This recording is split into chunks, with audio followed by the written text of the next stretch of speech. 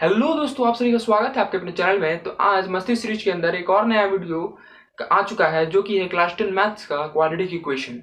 ये बहुत ही आसान चैप्टर है और ये आपको पढ़ने में बहुत ही मजा भी आएगा। यहाँ पे ये हम लोग आज बहुत ही इजी एक्सप्लेनेशन में आप इसको समझने वाले हैं, बहुत ही शॉर्ट वीडियो में। चलिए बिना टाइम पास करते हुए शुरू किया जाए। हाँ तो चलिए दोस्तों स्टार्ट करते हैं क्वाड्रेटिक इक्वेशन। तो क्वाड्रेटिक इक्वेशन समझने से पहले आपको समझना पड़ेगा ये क्वाड्रेटिक मतलब क्या होता है। क्वाड्रेटिक जैसा कि हम लोग लीनियर पॉलिनोमियल चैप्टर में पढ़े हैं, चैप्टर 2 जो है क्लास 10 कॉमर्स सीरीज के अंदर, वो भी आके देख सकते हैं आप। वो क्या है, क्वाड्रेटिक इक्वेशन क्या होता है जिसका पावर 2 होता है, हाईएस्ट पावर 2 होता है। हाईएस्ट पावर को हम लोग एक और वर्ड बोलते हैं जिसका नाम है डिग्री। डिग्री आप सभी को पता होगा क्या होता है, किसी भी पॉलिनोमियल का हाईएस्ट पावर, इसको बोलते हैं डिग्री। तो क्वाड्रेटिक इक्वेशन में क्या होता है, उसका हाईएस्ट पावर 2 रहता है। तो ये क्वाड्रेटिक इक्वेशन होता क्या है, इक्वेशन इक्वेशन मतलब क्या होता है, किसी दो चीज को इक्वेट करना, ठीक है। इसी को बोलते हैं हम लोग इक्वेशन। तो वही जब दो वर्ड मिल जाता है क्वाड्रेटिक इक्वेशन, तो बनता है वो पॉलिनोमियल जिसका हाईएस्ट पावर या फिर डिग्री, वो पॉलिनोमियल जिसका डिग्री 2 है और वो इक्वेशन में है, यानी वो किसी चीज से इक्वेट हुआ है। चलिए ये हम आपको इजी वे में समझाने की कोशिश की है। अब इसका जनरल फॉर्म देखते हैं। ये देखिए यहाँ पे पीछे, यहाँ पे आपको दिख रहा है बगल में जनरल फॉर्म, इसे क्या है या फिर स्टैंडर्ड फॉर्म भी बोल सकते हैं। तो इसका स्टैंडर्ड फॉर्म होता है X square plus B X plus C, और यहाँ पे कंडीशन लगा हुआ है जहाँ पे A is not equal to 0 होगा। इसका मतलब क्या है कि ए 0 नहीं होगा। और ये देखिए, ये आप गौर कीजिए कि अगर ये ए 0 हो जाएगा, ए 0 हो जाने से क्या होता है, ये ए 0 हो जाएगा तो पूरा वेरिएबल या फिर पूरा कोफिशिएंट अगर 0 हो गया तो वो पूरा वेरिएबल भी 0 हो जाएगा, यानी क्या लीनियर पॉलिनोमियल बन जाएगा, वो बी एक्स प्लस सी बन जाएगा, ठीक ना। तो इसीलिए ए कभी 0 नहीं हो सकता है इसमें। तो ये बहुत ही सिंपल कॉन्सेप्ट था क्वाड्रेटिक इक्वेशन, इंट्रोडक्शन आप बोल सकते हैं। ये इंट्रोडक्शन था क्वाड्रेटिक इक्वेशन के बारे में। हाँ तो चलिए अब बात करते हैं रूट्स और सॉल्यूशंस के बारे में क्वाड्रेटिक इक्वेशन के। तो क्वाड्रेटिक इक्वेशंस के रूट्स क्या होते हैं, वो नंबर या फिर वो आपके वैल्यूज जो कि पूरे क्वाड्रेटिक इक्वेशन को सेटिस्फाई कर दें, उसी को हम लोग सॉल्यूशंस या फिर रूट्स बोलते हैं क्वाड्रेटिक इक्वेशन के, ठीक है। वो वैल्यूज या फिर वो नंबर जो कि पूरे इक्वेशन को सेटिस्फाई करना चाहिए। जैसे कि अब अगर कोई भी वैल्यू, अगर X square plus B X में एक्स की जगह पे कोई भी वैल्यू रखेंगे या फिर अल्फा आप बोल सकते हैं रूट्स। यहाँ पे ये बात आप गौर करने वाली है कि यहाँ पे जिसका पावर जितना रहेगा या फिर हाईएस्ट डिग्री जितना पॉलिनोमियल करेगा ना, किसी भी पॉलिनोमियल का जो भी हाईएस्ट डिग्री रहेगा, उतना ही उसके रूट्स आएंगे या फिर उतना ही आप बोलिए उसके सॉल्यूशंस आएंगे। अगर लीनियर पॉलिनोमियल की बात करेंगे तो उसमें हमेशा एक ही सॉल्यूशंस आएगा, ठीक है। और वही क्वाड्रेटिक की बात करेंगे तो उसमें हमेशा 2 सॉल्यूशंस आएंगे, अल्फा और बीटा। अल्फा बीटा क्या एक ग्रीक सिंबल है, इसमें आपको ज्यादा सोचने वाली बात नहीं है। बस याद रखिए अल्फा बीटा को इस रूट्स में कंसिडर किया जाता है, ठीक ना। अल्फा बीटा कोई रूट्स है, सॉल्यूशन है। वो रूट क्या होता है कि अगर हम लोग P X is equal to 0 है, या फिर पी एक्स मतलब पॉलिनोमियल एक्स जो कि क्वाड्रेटिक इक्वेशन है, वो अगर 0 है, अगर वही हम लोग पी अल्फा लिख देते हैं, P alpha is equal to 0, तो वो हो जाता है सॉल्यूशन। क्योंकि अल्फा यहाँ पे अगर पुट कीजिएगा ना एक्स की जगह पे, तो वो पूरा वैल्यू को पूरा इक्वेशन को सेटिस्फाई कर देगा, वो 0 ला देगा। तो यही होता है यहाँ पे क्वाड्रेटिक इक्वेशंस के रूट्स। अब ये आप कंफ्यूज मत कीजिएगा, क्योंकि रूट्स और जीरोस और सॉल्यूशंस ये सब एक होते हैं, ठीक ना। देखिए रूट्स और सॉल्यूशंस में आप डिफरेंस मत कीजिएगा, रूट्स जीरो सॉल्यूशन सब चीज एक होता है। ये बहुत ही इजी आपको दिमाग में रखना है, इसमें कोई आपको सोचने वाली बात नहीं, ठीक है। अब इसमें आप एक बहुत ही छोटा टॉपिक है जिसमें solving a quadratic equation. Solving a quadratic equation मतलब क्या होता है, किसी भी क्वाड्रेटिक इक्वेशन को सॉल्व करना मतलब कि उसका रूट्स फाइंड करना। रूट्स फाइंड करना मतलब कि वो नंबर फाइंड करना कि जिसे हम वैल्यू में पुट करें या फिर जिसे इक्वेशन में पुट करें, क्वाड्रेटिक इक्वेशन में, तो हमारा पूरा इक्वेशन सेटिस्फाई हो जाए, ठीक है। इक्वेशन के उस साइड जो भी रहे आरएचएस में जो भी रहे 0 रहता है बेसिकली, तो वो सेटिस्फाई हो जाए, ठीक ना। ये होता है रूट्स। समझ में आ गया आपको, बहुत ही इजी है। तो सॉल्विंग क्वाड्रेटिक इक्वेशन क्या होता है, वो नंबर फाइंड करना है जिससे, सबसे पहले सॉल्विंग क्वाड्रेटिक इक्वेशन में क्या होता है कि हमें रूट्स फाइंड करना पड़ता है या फिर सॉल्यूशंस बोल सकते हैं। सॉल्यूशंस क्या होता है कि किसी भी इक्वेशन को अगर पुट कीजिएगा वो क्वाड्रेटिक इक्वेशन में, तो वो किसी भी इक्वेशन में, ये ध्यान रखिएगा, तो रूट्स मिलेगा। रूट्स क्या होता है कि अगर वो इक्वेशन में आप पुट कीजिएगा तो पूरा इक्वेशन सेटिस्फाई कर देगा। बहुत सिंपल सा बात था। चलिए अब हम लोग बढ़ते हैं बिना टाइम पास करते हुए कि क्वाड्रेटिक इक्वेशन को हम लोग कितने तरीके से सॉल्व कर सकते हैं। तो इसके भी 2 तरीके हम लोग पढ़ने हैं इस बार। देखिए कंप्लीटिंग द स्क्वायर मतलब हट चुका है कंप्लीटिंग, और वो कॉम्प्लिकेटेड भी था, तो उसको आपको पढ़ने का जरूरत भी नहीं है, क्योंकि क्वाड्रेटिक फॉर्मूला जो लगा के पढ़ेंगे उसी से आपका सारा क्वेश्चन बन जाने वाला है, ठीक है। तो हम लोग दो मेथड्स पढ़ेंगे क्वाड्रेटिक इक्वेशन को सॉल्व करने का। हाँ तो चलिए बात करते हैं पहला। तो पहला होता है फैक्टराइजेशन मेथड। फैक्टराइजेशन मेथड का एक और नाम है मिड टर्म स्प्लिट मेथड। ये भी आप पढ़े होंगे क्लास 9th में। ये बहुत इजी वे में पढ़ते हैं आप, बहुत इजी था वो पहले करने में, और ये आपको पता भी होगा कैसे होता है। और नहीं पता है तो आपको ये पता है कि इसमें क्या होता है कि हम लोग को बीच में जब बी एक्स रहता है, बी एक्स टर्म जो X square plus B X रहता है, तो इसको हम लोग को ब्रेक करके ऐसा नंबर लाना पड़ता है जो ए और सी को मल्टीप्लाई करके आता है, उसका फैक्टर लाना पड़ता है। चलिए इसको अच्छा समझाने के लिए हम लोग कॉपी की तरफ चलते हैं और उसी में एक सॉल्यूशंस भी बनाएंगे। चलिए ठीक है। मिलते हैं आपको कॉपी में। हाँ तो चलिए दोस्तों बात करते हैं यहाँ पे फैक्टराइजेशन मेथड का। फैक्टराइजेशन मेथड जैसा कि आप सभी को पता ही होगा, क्लास 9th में आपने पढ़ा होगा कि इसे मिड टर्म स्प्लिट भी बोलते हैं। तो ये बहुत ईजी है, आपको एक एग्जांपल लेके समझा देते हैं, बहुत ही शॉर्ट में आप समझ जाइएगा कि कैसे होता है, ठीक ना। तो एक क्वाड्रेटिक क्वेश्चन ले लेते हैं हम लोग, जैसा कि है 6x square minus X minus 2 is equal to 0। कोई भी एक छोटा सा क्वाड्रेटिक क्वेश्चन ले लिए हैं आपको समझाने के लिए एक एग्जांपल। चलिए अब इसको हम लोग बनाएंगे फैक्टराइजेशन मेथड से, ठीक है। अब इसको फैक्टराइजेशन मेथड से बनाने का तरीका आपको पता ही होगा कि हम लोग क्या करते हैं, इसको ये कौन सा फॉर्म है, ये जनरल फॉर्म है, ये हम लोग को देखना पड़ता है क्वाड्रेटिक क्वेश्चन का ये जनरल फॉर्म है कि नहीं। तो ये हम लोग देखेंगे, ये देखिए इसको जनरल फॉर्म क्या था, X square plus B X plus C था, इसका general form is equal to 0। ये था इसका जनरल फॉर्म। तो क्या देखिए यही फॉर्म में है, तो हाँ बस ये क्वाड्रेटिक क्वेश्चन है, समझ गए। तो चलिए अब इसको बात करते हैं फैक्टराइजेशन मेथड बनाने का। तो इसमें फैक्टराइजेशन मिड टर्म स्प्लिट में क्या करते हैं कि ए और सी को हम लोग इंटू करते हैं, और जो उसका वैल्यू आता है उसको फैक्टर निकाल के ऐसा फैक्टर बनाते हैं कि बीच वाला आ जाए। चलिए आपको बोलने में नहीं समझ में आ रहा होगा, पर आपको एक बार देख लीजिए क्या करेंगे हम लोग। 6 और 2 को इंटू करेंगे तो क्या आएगा, 12 आएगा इसका, ठीक है। अब 12 का हम लोग फैक्टर निकालेंगे, फैक्टर ऐसा फैक्टर निकालेंगे कि जो प्लस माइनस करके ये बीच वाला आ जाए, ठीक ना। ये इसका तरीका होता है फाइंड करने का। तो ये बहुत ही आसान है, चलिए आपको दिखाते हैं। इसका फैक्टर निकालिए तो 2 निकालिएगा तो क्या आएगा, यहाँ पे 6 आएगा, 3 2 हो गया, 2 और 1, तो ये इसका फैक्टर आ गया। इसका फैक्टर क्या है, 2 इंटू 3 इंटू 2, ये इसका फैक्टर है, ठीक ना। तो अब इसको हम लोग क्या, इसको ये तीनों में से हम लोग कौन सा डिजिट ले कि इसको क्या कॉम्बिनेशन बना के यहाँ पे बैठा है कि ये -x आ जाए, ठीक है ना। तो चलिए हम लोग देखते हैं कोशिश करके। तो आप देख सकते हैं कि 4 इंटू 3 12 होता है। हम लोग को इंटू ऐसा भी करना है ना, देखिए आपको थोड़ा कन्फ्यूजिंग लग रहा होगा पर हम आपको देखिए अच्छा से समझाते हैं। हम लोग को ऐसा नंबर बनाना होगा कि इंटू करके मल्टीप्लाई अगर करें वो दोनों नंबर को तो 12 भी आना चाहिए, ठीक ना। और अगर प्लस माइनस करे तो ये -x आना चाहिए, सिंपल सा है। ये देखिए ये इसको हटा दिया -1 को, इंटू 1 को सॉरी, ये 3 नंबर है, इसको तीनों नंबर को, इन तीनों नंबर को ऐसा कॉम्बिनेशन बैठाना है आपको कि इंटू करने पे 12 आए और प्लस माइनस करने पे -x आए। चलिए तो देखते हैं क्या बन सकता है इसका। हाँ 4 3 12 बन सकता है। तो चलिए 6x स्क्वायर, इसको लिखना कैसे है, देखिए बड़ा साइन है तो बड़ा साइन -4x यहाँ लिखेंगे, प्लस 3x यहाँ लिखेंगे, प्लस 2 सॉरी -2 ना, -2 यहाँ लिखेंगे इज इक्वल टू 0, ठीक है। ये बन गया यहाँ पे हम लोग का फॉर्म। देखिए इसको इंटू करके देखिए तो यहाँ पे 4 3 12 होता है -12x, ठीक है, -12x स्क्वायर आ गया। अगर यहाँ पे -4x इंटू 3x कीजिएगा तो क्या आएगा, -12x स्क्वायर। और यहाँ पे 6x स्क्वायर -2 को कीजिएगा तो क्या आएगा, -12x स्क्वायर। यहाँ भी आ रहा है तो ये दोनों इक्वल हो गया, यानी ये सेटिस्फाई कर रहा है वो उसको। अब प्लस माइनस करके देखिए, -4x प्लस 3x क्या आएगा, -x ही आएगा ना। ये समझ गया ना कैसे आएगा, -4x प्लस 3x, यहाँ पे बड़ा साइन माइनस का है तो माइनस का साइन रहेगा ना यहाँ पे, तो यहाँ भी लिख देते हैं -x आएगा, ठीक है। ये बहुत ईजी था, यहाँ पे आप समझ गए होंगे। चलिए तो अब ये आ गया, तो अब इसको फैक्टराइजेशन मेथड आपने पढ़ा होगा फैक्टर कैसे लेते हैं। यहाँ पे कॉमन जो भी है 2x को ले लेते हैं तो 3x आएगा, यहाँ पे -2 आएगा। यहाँ पे 1 को ले लेते हैं तो क्या आएगा, 3x -2 आएगा इज इक्वल टू 0। तो पेयर बन चुका है 3x -2 का, तो 3x -2 को ले लेते हैं कॉमन, और यहाँ पे 2x + 1 को ले लेते हैं इज इक्वल टू 0।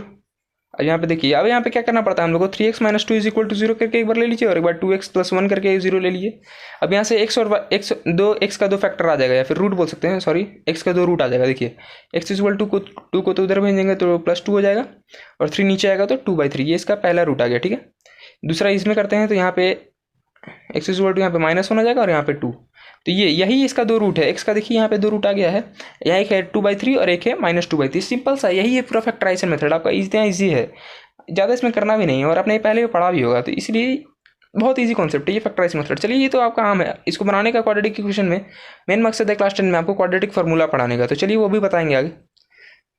चलिए मिलते हैं स्क्रीन पे। हाँ तो हम उम्मीद करते हैं कि आपको फैक्टराइजेशन मेथड बहुत ही अच्छी तरीके से समझ में आ गया होगा। तो चलिए अब आगे बढ़ते हैं दूसरे मेथड की तरफ, जो कि है क्वाड्रेटिक फार्मूला। क्वाड्रेटिक फार्मूला के जो फाइंडर थे, या फिर इसको बोल सकते हैं एक नाम और है, जो कि है श्रीधराचार्यस रूल, ठीक है।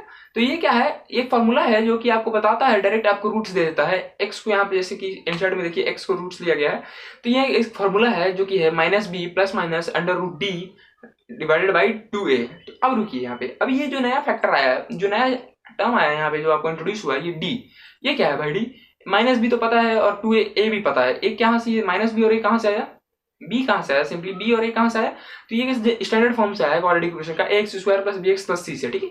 ये तो सिंपल से समझ में आ गया, पर ये d, ये लौंडा कहाँ से आ गया भाई नया, अब डी ये क्या नया चीज आ गया है, तो ये आपको समझना पड़ेगा डी क्या चीज है। तो डी आपको समझने से पहले आप चलिए बात करते हैं, इसका नाम है डिस्क्रिमिनेंट।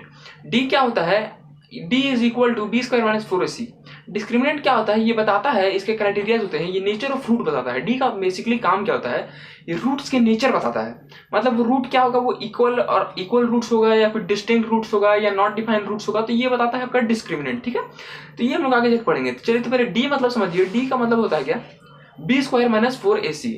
ये इसका एक फॉर्मूला आप समझ लीजिए कि कैसे निकलता है। डी निकालने से पहले आपको करना क्या पड़ता है कि भाई बी स्क्वायर माइनस 4ac, ये तो आप समझ लेंगे, ये स्टैंडर्ड फॉर्म से लिया गया है। बी और ए सी को स्टैंडर्ड फॉर्म से लिया गया है, X square plus B X plus C से जो भी वैल्यू रहेगा ए बी सी की जगह पे वो आप पुट कर दीजिएगा, तो वहाँ डी का वैल्यू आ जाएगा।